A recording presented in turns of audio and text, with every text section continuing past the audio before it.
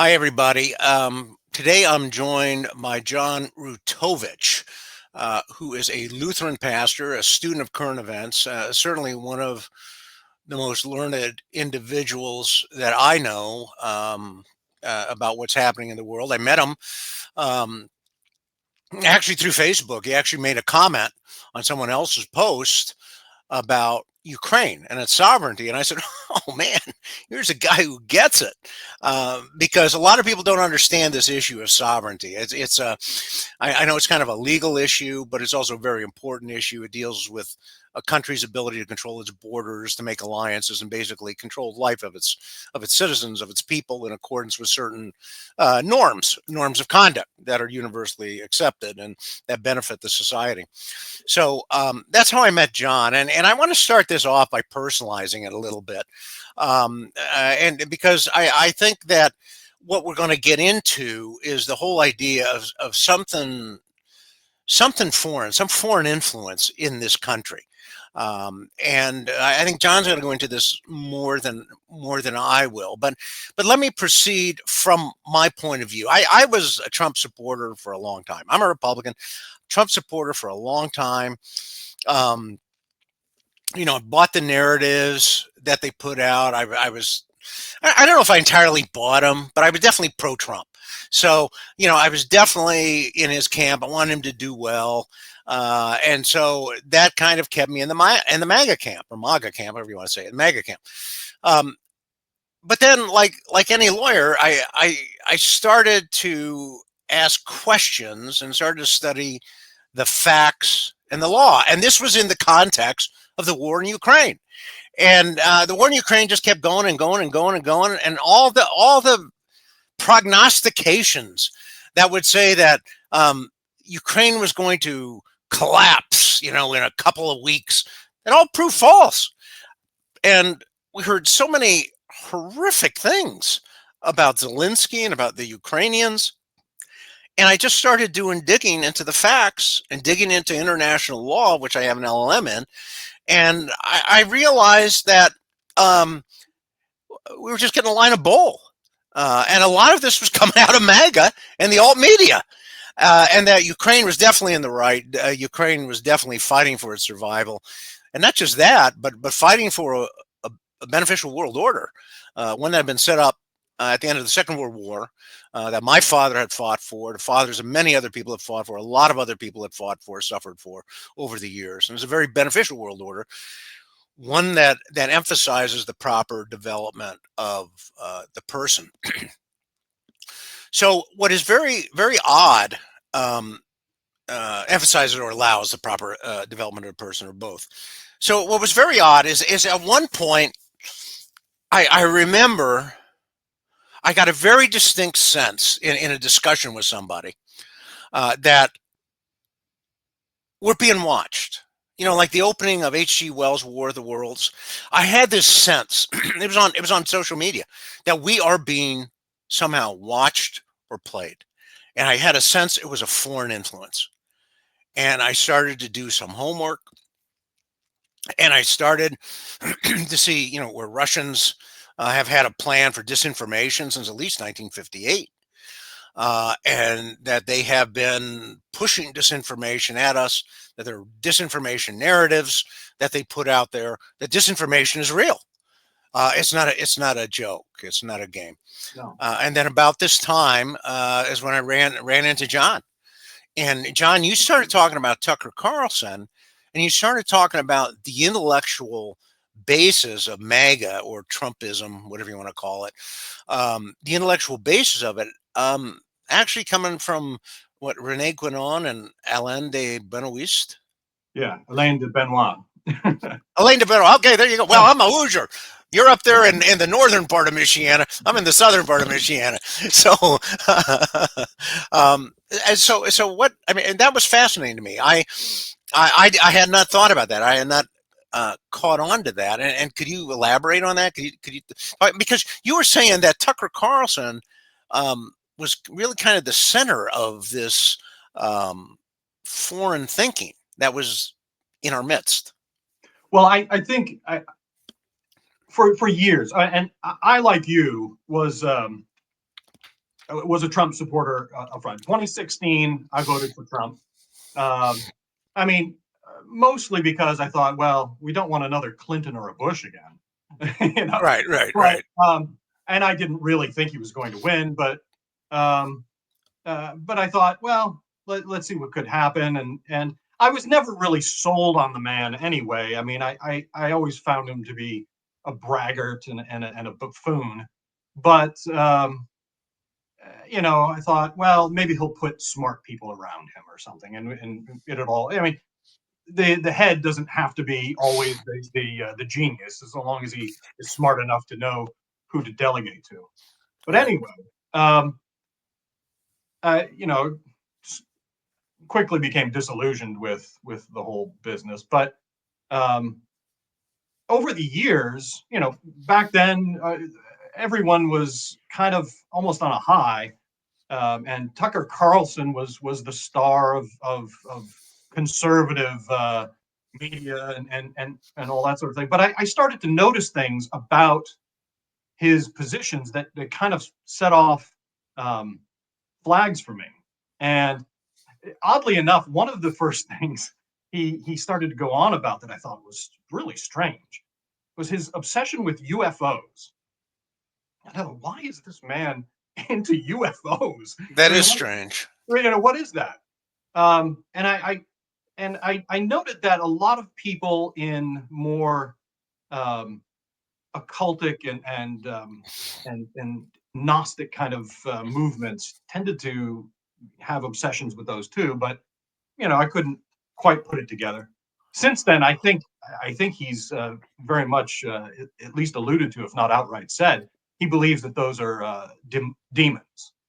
That these are demonic uh, forces. That's what UFOs are to him, which only you know or strengthens my understanding of where he's coming from.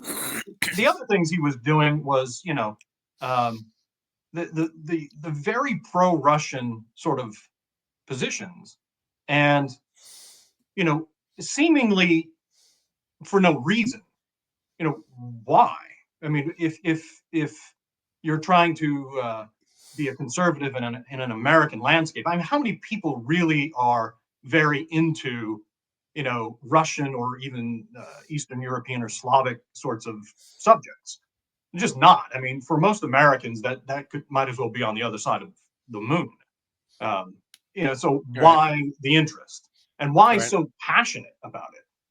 And of course, as the years went on, it just became more and more obvious, especially after he started interviewing Alexander Dugin and Vladimir Putin and Lavrov, and he even had that notorious interview with Daryl Cooper, the Yeah, uh, the neo-Nazi uh, you know alternative historian sort of thing, historian right. in quotation marks. So why all of that stuff? And you also look into some of the backgrounds of some of the other people that are prominent in Trump circles and in um, kind of alt-right circles, like Steve Bannon, who's very much an admitted traditionalist or perennialist. And without going too far on that, traditionalist is not like being a traditional Catholic. It means something quite different. It's capital T traditionalist. But Mhm. a lot of this stuff is, I think, it's the desperation of conservatives in America who feel that things are hopeless now, with the collapse of kind of the old George Bush, Bob Dole, um, standard conservatism after after the Iraq and Afghanistan, and popularity just went through the floor, um, and the rise of Obama, and I think a lot of conservatives were feeling desperate and hopeless. And I think more and more they were turning to something um, of an alternative.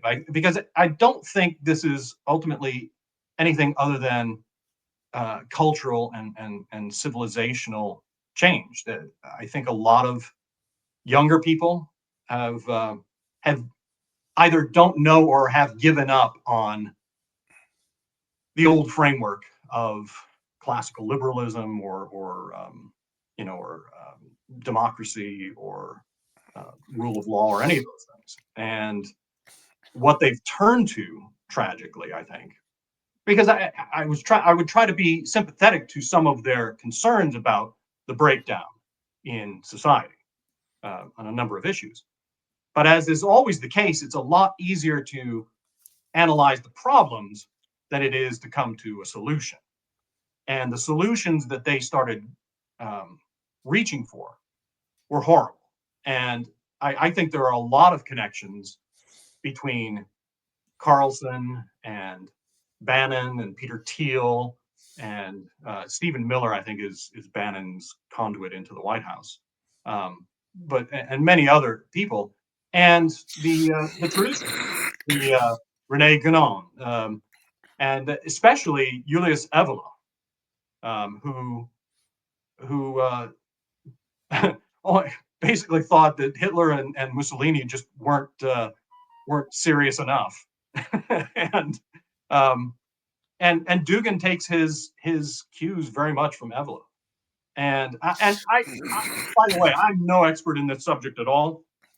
The only reasons I kind of was clued in on some of this stuff was, number one, my own bishop, James Heiser, did a lot of scholarly work on this, especially with medieval Hermeticism and its connection to modern traditionalism. He wrote a book. I mean, this one here that I've pointed out before on Alexander Dugin and his connections with traditionalism, and so that clued me in. I've also most of my life done a lot of study on Poland and the old Polish-Lithuanian Commonwealth. I mean, that's my own heritage, my own background.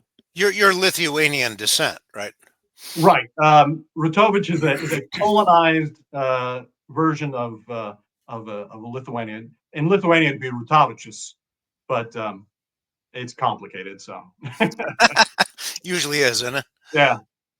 So anyway, my take is quite different because I know a lot of the history, the background of a lot of these countries that were in the former Russian Empire, and why they are moving in the direction that they are. They didn't solidify a national identity as early as places like England or France or the Netherlands or places like that, because they were more isolated, less populated, and the culture moved from west to east. So really only by the late 19th century and into the 20th century did a lot of these people start to really come to a realization of their own identities. So Ukrainians, Belarusians, Lithuanians, who were always in an empire of one sort or another to a greater power. Now, the Polish-Lithuanian Commonwealth was multinational, with Poland being the kind of dominant cultural force, and which is partly why my name is Rutowicz, because there's a lot of Polonization going on. But as these people start to understand themselves and understand their history and their background, they want to express that. And with Poland, that went away, and it was never the same kind of heavy-handed thing that it is when the Russian Empire and then the Soviet Union came along and tried to really just eliminate these people as an identity. And so that's why you constantly hear both Putin and Lavrov and others talking about the Ukrainians as they're not a real people. There is no Ukraine. There are no Ukrainians. These are just little Russians with a false concept of their own identity. And I knew that the Ukrainians were going to fight that a whole lot harder than most people in the West, because they're not interested in going back under the heel of Moscow, not after their history.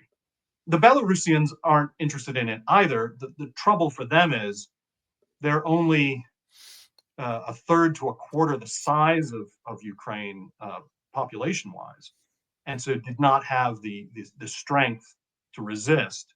And so with Lukashenko selling them out, if you remember, I think it was back in the summer of 2020, there were huge protests in Minsk against the election of Lukashenko. And it's very obvious to me that they wanted freedom from Moscow's influence, and they wanted to be part of the West, just like Ukraine does. But they were thwarted in that hope. The Ukrainians are the most important piece of this puzzle because they're the largest. They have the most resources for Russia to exploit, and Russia can't be an empire without Ukraine. And so they have to destroy Ukraine. They have to not just take the Donbass and Crimea, they have to eliminate Ukraine as an idea. It can't exist other than as a puppet state, the way Belarus is now. That's the only way Moscow will allow them to even, have a place on the map, is that if they're completely subservient. And that's very troubling. Yeah. Go ahead, John. Well, we have to make a choice. So the choice we have to make is, do we side with the aspirations of Ukrainians and Belarusians and people who have escaped, like the Lithuanians and Latvians and et cetera? I say yes. Yeah, right. And or do we choose to side with the empires? And no. Right. And so, but the traditionalists who have basically taken over MAGA believe that the world is not about people's living free. It's about empires controlling their spheres of influence, and the little peoples around them simply have to obey. And that tragically, that's where Trump is. I am convinced that the same way that Putin sees himself as a new czar, he sees, I think it's Alexander the second or third as his hero, the czar. He wants Russian empire. I think Donald Trump fantasizes about the American 1890s and William McKinley and something akin to an American empire like that. He's mentioned McKinley multiple times. Right. And of course, that was the Spanish-American War when, we took Cuba, Puerto Rico, the Philippines, and some other places. And so, yeah, that makes a lot of sense. What you bring up is fascinating, John, because what you're talking about with the Lithuanians and the Latvians and the Ukrainians and the other peoples there of Eastern Europe, you're talking about the self-determination of peoples. And this is a very fundamental idea now in the current international order. It's an idea that is enshrined in the United Nations Charter and in international law. And it's an idea that America actually gave a big start to in 1776 when we said we are a separate and unique people from the British, and there were reasons for that. And so that's why in the Declaration of Independence you have the reference to one people breaking the political bonds with another. But you're talking about a very fundamental difference in viewpoint from the Russian point of view. I'm going to call it the Russian point of view. Or can I call it the traditionalist point of view? Is that traditionalist?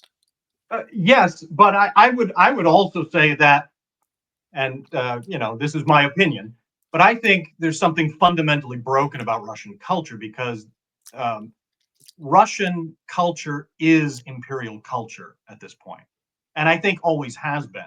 And one of the things I was thinking about this morning, and I've never really embraced this before, because I've always, ever since the 90s, I've always thought, well, let's not mess around with Russia. Russia is Russia, and leave them alone. Because my formation, I'm sure like yours, was back in the late 80s and the solidarity. In fact, when I was a student in Krakow, and I came home. I got I don't know if you can see this here, my solidarity pin here that I got from a union worker in Poland. Solidarnosc. Yeah. Solidarność, yeah. And so um, I I was thrilled by the news events of the solidarity movement in my youth, the ending of the Eastern European communist regimes. I actually, a lot of people remember where they were at certain events. I actually remember where I was, the weather, and everything else the day I heard that Mikhail Gorbachev was taken prisoner in Russia. I knew where I was, and I can remember it as clear as day because I thought, oh no, this means the slaughter of thousands. And thank God it that coup collapsed almost immediately, and it didn't mean that. It meant the collapse of the Soviet Union, thank God. But That was August 1991, right? I think. I believe that's correct. Yeah, and or is it 91? Well, anyway. Yeah. So I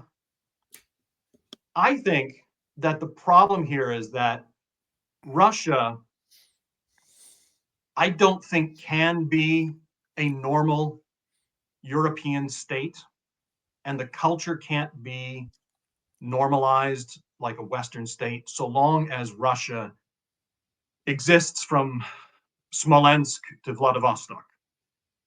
A continent-wide state like that almost needs an autocrat. I don't know that it can be held together otherwise. And I'm just thinking out loud here. I'm not, this is not dogma for me, but I think if the world is going to see some peace, we would need to back the aspirations of the Ukrainians and the Belarusians and others who want freedom, and maybe make the Duchy of Muscovy a little bit smaller. I'm in favor of that. I think they need to have a change of government too. Yeah. I'm seeing more and more people waking up to this. I really am, and they're starting to realize that there's a problem here in Russia, and we have to do something about this culture. And it's not the first time in history that people have looked at the culture of a country or the mentality of a culture of a country and said, it's got this imperialistic, this super nationalism, and this is a danger to the rest of the world. And I think it's pretty well understood that this super nationalism, this imperial desire, this imperial identity is and can be in a country. It can maybe it can hold that country together somewhat, but it can also be the source of disorder in the world. It is a disorder within the country when you say your society, your people, your empire has to take precedence over other people's empires. And that is a real disorder which manifests itself in war. And the United Nations Charter, I keep going back to this because I think it's a beautiful document. I keep going back to it because it talks about the equality of states, which is an idea that goes way back in international law of nations. Equality of states, we're all the same. We all have a right to self-determination, to be what we want to be and not interfere with our neighbor, not conquer our neighbor. And this is what arose out of World War II. But as long as you have a very sick ideology, like you had in Nazi Germany, we have a very twisted culture, imperialist mindset like you do in Russia, you're going to have wars. Right. And as you well know, the one of the big problems, and this was part of my naivete after the fall of the Soviet Union, was that unlike Germany, Russia never had to come to terms with its centuries of brutality against other peoples.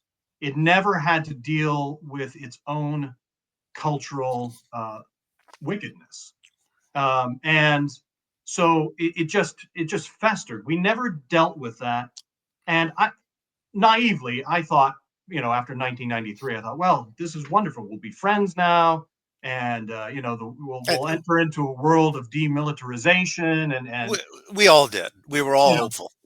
but it was really clear that um, the Russians have struggled quite a bit with the notion of not being a first class power on the globe.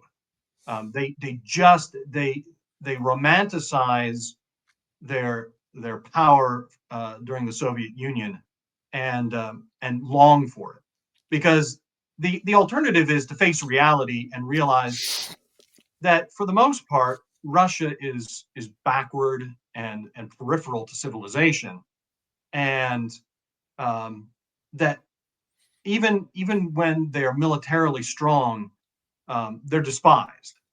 I mean, my own great grandparents were not allowed to even record their names in their baptismal records or marriage records in their own language. Well, that's wrong. Yeah.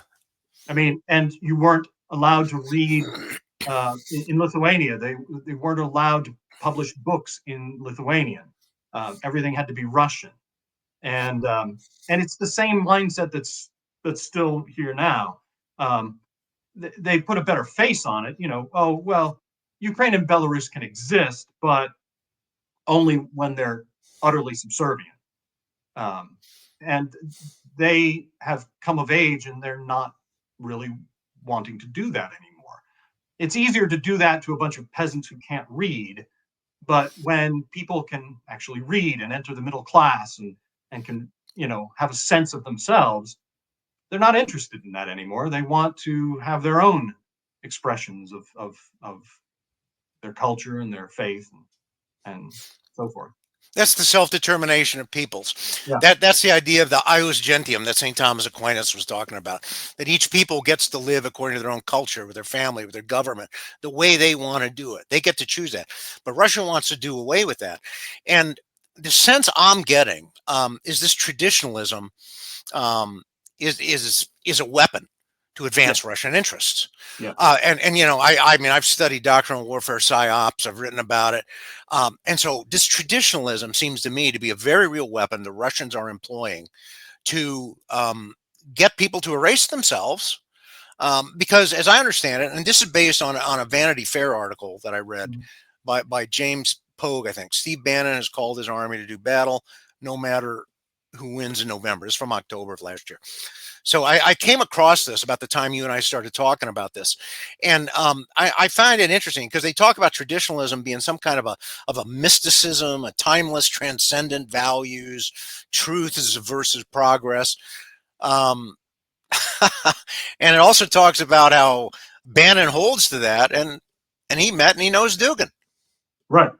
Oh yeah, absolutely. And this is the problem, and this is where I have to say that tragically, American culture is very much broken as well, and particularly I would call out the Christian churches, and um, the this traditionalism has infected not only Eastern Orthodoxy and Roman Catholicism very deeply in certain circles, Yeah. but also in my own circles, because I identify myself as a confessional Lutheran, which would Okay. be something very conservative. I unconditionally subscribe to the Book of Concord of 1580. And so I run in very, very conservative circles. And tragically, most Lutherans that I'm aware of are not equipped to deal with these subjects. They just don't know about it.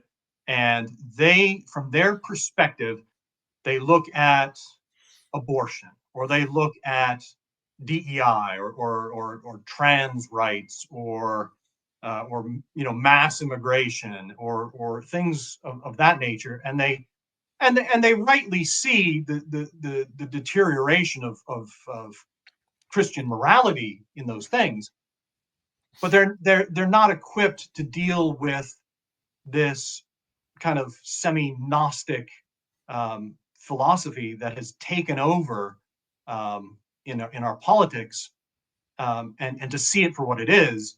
And so they quite ignorantly just go along with everything that Donald Trump or Tucker Carlson or Dan Bongino says, because they're on the side of the good guys, and to try to have the conversations we're having with the average parishioner is you're almost lost. I think of my own parents and my wife's parents, who they're in their 80s, and they don't get out much anymore, and to try to have these conversations with people who are just fed through Fox and through talk radio and things like that constantly. They're just not equipped to understand that this is a very different kind of philosophy here. This has really nothing to do with Christianity. And in fact, Dugin, though he makes a show of it, and Putin makes a show of it, if you take some of the quotes, and I if we want, I can get some of this in here, but Yeah, sure. If you want, feel free. He has from some of his writings, he very much downplays the uniqueness of orthodoxy, of Russian Orthodoxy. He considers himself Russian Orthodox, an old believer, but Islam is they have part of the primordial tradition, Hinduism, and I mean it really is. Orthodoxy is just the expression for him because he's a Russian. And Roman Catholicism is the expression for someone in Italy or Ireland or wherever. And Lutheranism is the expression in Sweden or whatever it happens to be. But it's not the doctrines of Christianity that are important. It is the primeval truths that are behind them all. And that's kind of where they're going with that sort of thing. So one of the reasons they really hate Protestantism, by the way, is, and Lutherans and Luther and stuff like that. But one of the reasons they do is because they want a scope for their belief system, so that orthodoxy does not narrow it too much for them. And so like a confessional Lutheran, orthodoxy would be too constricted. They hate that because it's, well, what does the Bible say? What does the Book of Concord say? And then I'm not allowed to go over into the writings of some Sufi mystic to get my ideas for my faith. And they don't want that. They want something broader. But it seems to me that that's the philosophical religious component. But for Dugin, it's the Eurasianism that becomes the political component. And it's so his perennialism helps justify that, but it's thinly veiled imperialism in his view of Eurasian power. I mean, I'm not an expert in all of his mystic worldview, but you may have seen some of this where he has an entire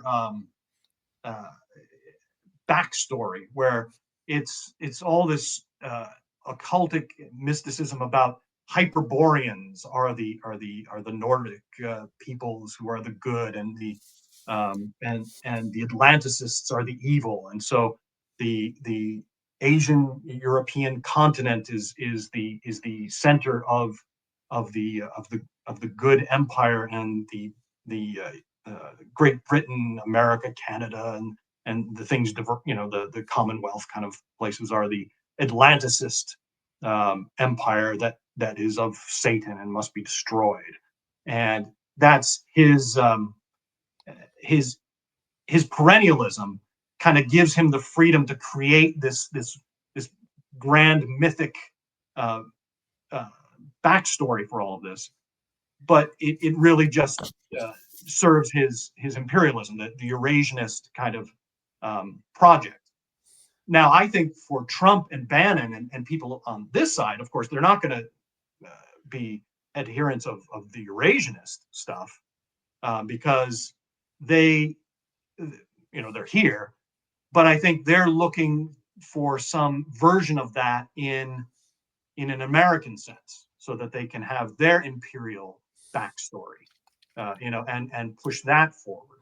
And I think, I don't think Mearsheimer is a perennialist or anything, but Mearsheimer talks about the great powers and spheres of influence and things like that, and they've really adopted this worldview because, well, one of the real philosophical touch points for the perennialists is hierarchy. I mean, they really want to fight against any sort of egalitarian impulse and really push forward hierarchy. And so, not only hierarchy on a human societal level, those who are smarter, richer, better, those are the lords, and the others are the servants. But also on a global sense, there are great powers and there are little ones, and the little ones serve the greater ones. It's a whole world order that is hierarchic, and I think Bannon and the rest of these folks on this side, Tucker Carlson, have probably tried to construct their own versions of Eurasianism that would fit this North American concept. John, I think that's right. I want to read you something that Dugin just wrote. It came out February 8th. It's in Arctos magazine. It's also in Catacon magazine or Catacon magazine. And by the way, while I'm thinking about it, I believe it was Patriarch Kirill, or maybe it was Dugin, who said Russia is the Catacon. Have you heard something like that? I hadn't heard that particular thing, but yes, many times they've said things like that. So yes, I mean it's true. Dugin believes that Russia is the conduit for the what is it, the last word of God. I mean, it's really, they are the bringers of the eschaton. So everything that you've said about this ideology that he's come up with, traditionalism and Eurasianism, is diametrically opposed to the West and to what they call, and other people call, the liberal order. But it has different names. But it is diametrically opposed to this whole idea of how we have fashioned our societies and the international community.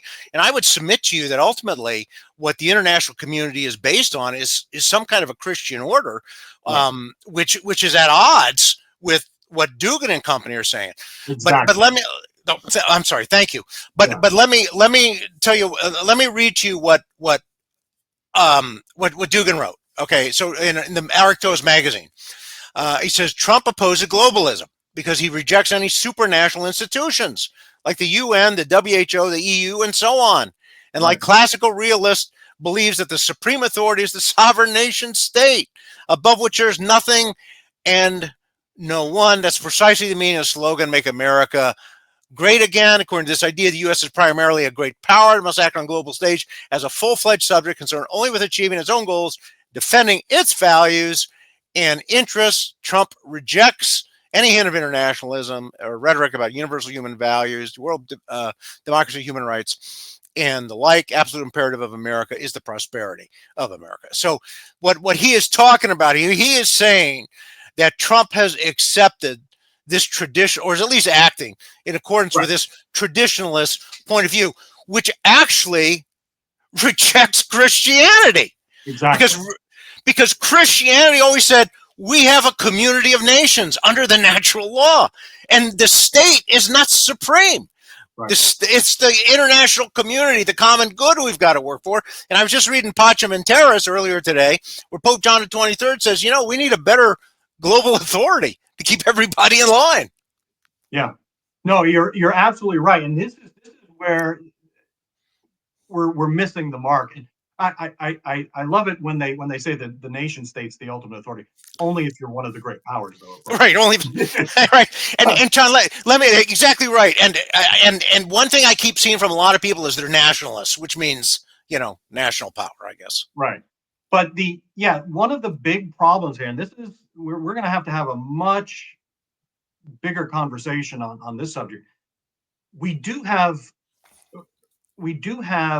a real problem, I believe, in the West, and we may not, you and I may not agree on this, but I think it is the impulse nonetheless. I mean, we can see it that Western societies are fracturing under the weight of mass immigration, of changing demographics, and the upheaval of society is really distressing for lots of people, and they rightly want to reaffirm their own identities and their own histories, and that's true. But the nation or the tribe or the people can't be a value independent of anything else. Because if there's nothing else but that, then you really do just devolve down to the survival of the fittest. And so, obviously, from my perspective, I believe that Christianity ends up being a break on that. I don't think that tribalism or loyalty to one's own is inherently evil, but it can be if it is not kept in balance with the Christian notion of the universal value of man. Every human being has to be in the image of God and of equal value. And if we don't maintain that concept, we are going down a road of real darkness.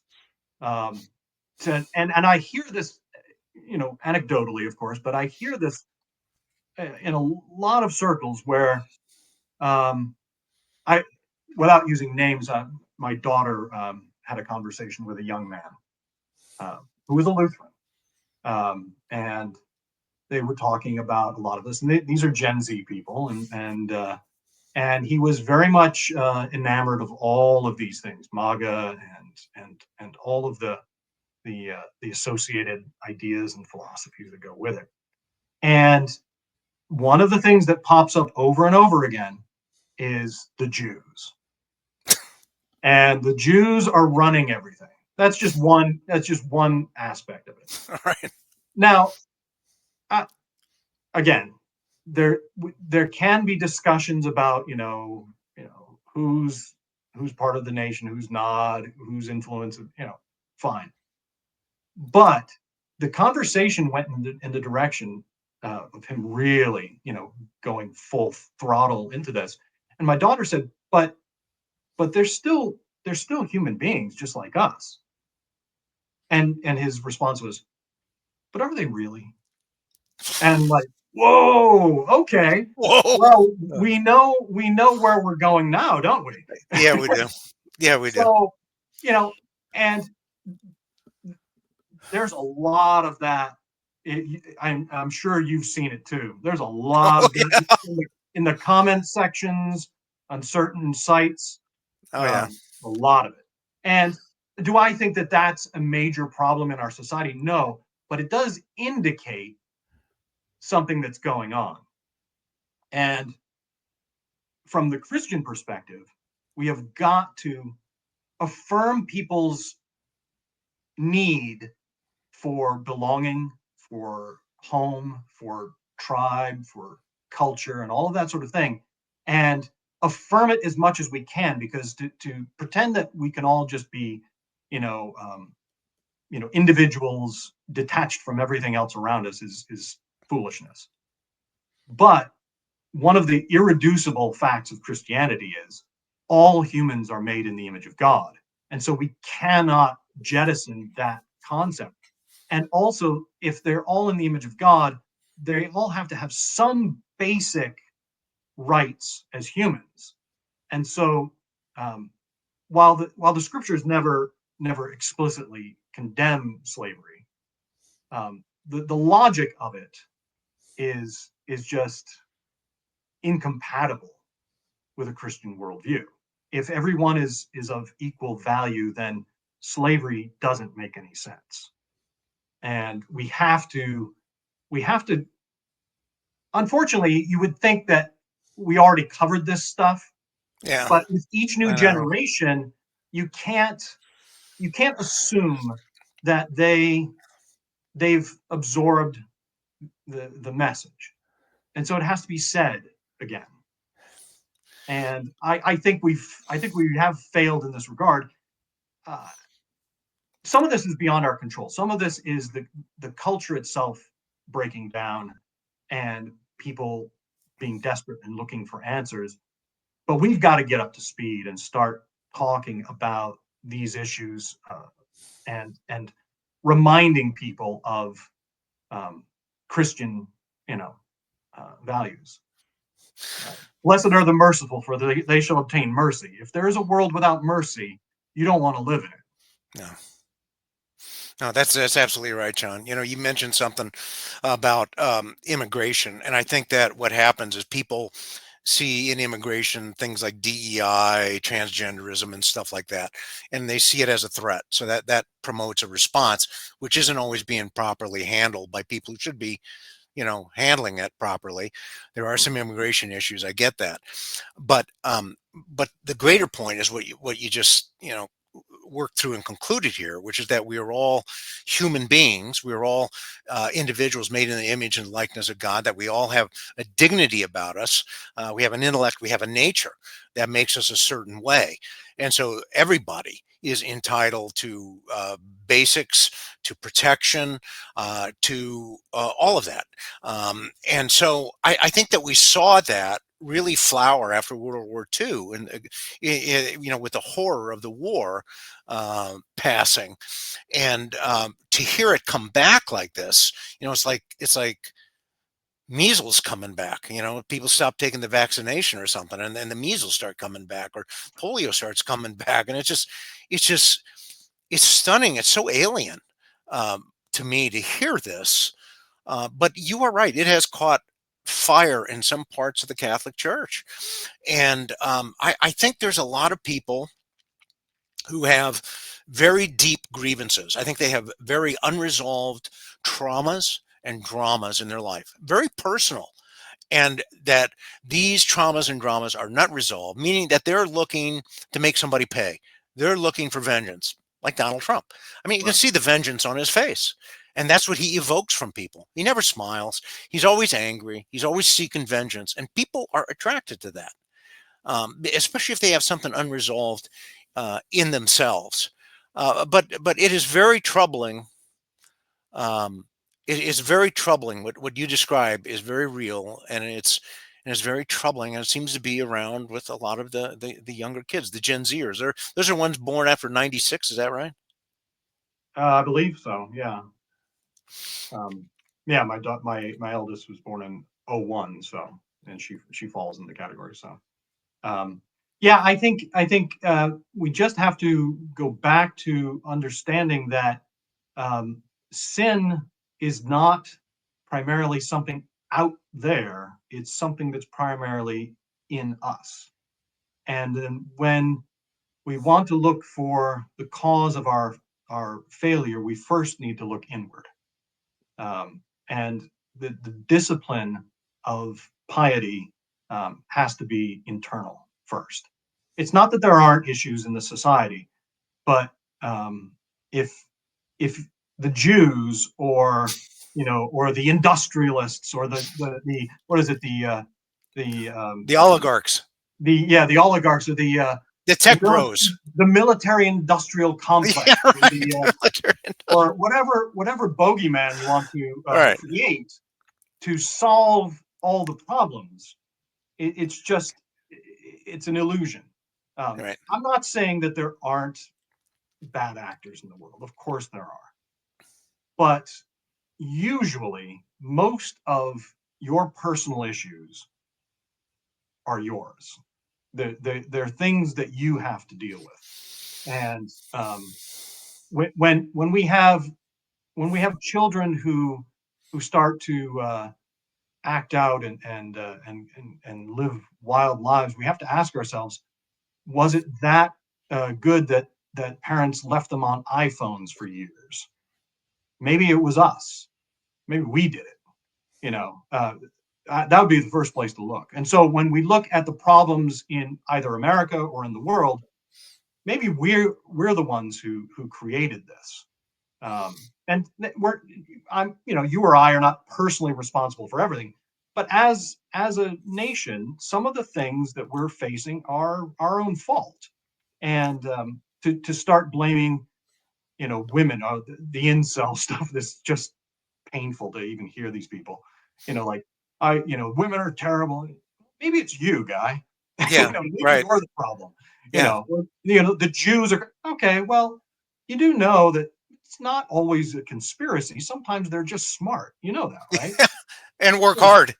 Yeah. I mean, so maybe it's not everything you think it is, but yeah, I really, I won't say that I despair, because I don't despair in that my hope is in a kingdom to come. But I think we're headed for some really difficult times, and I don't think America will ever be the same.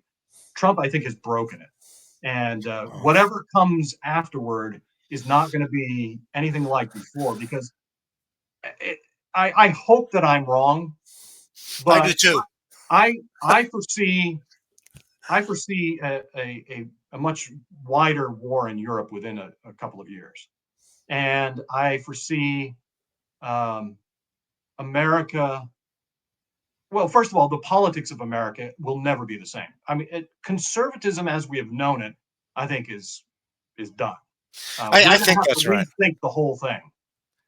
It's going to have to be rebuilt from the bottom up, because it, what we've done before is wrecked, and the left has no answers. So we're going to have to come up with something. Obviously, my prescription is the inheritance of the Western civilization. Jerusalem and Athens, um, with the constraining element of Orthodox Christianity. And I mean small o Orthodox Christianity. Obviously, for me, it's Lutheran, but I think it's the only way forward. I don't see how a right wing politics can be healthy without the Christian faith, and I mean the real Christian faith, not the televangelist nonsense that America is so infused with. Paula White is what the She's head the of. White House director of Well, faith, I mean, isn't it? yeah, I mean, She's got a colored history. uh, I mean, almost anyone would be better than that.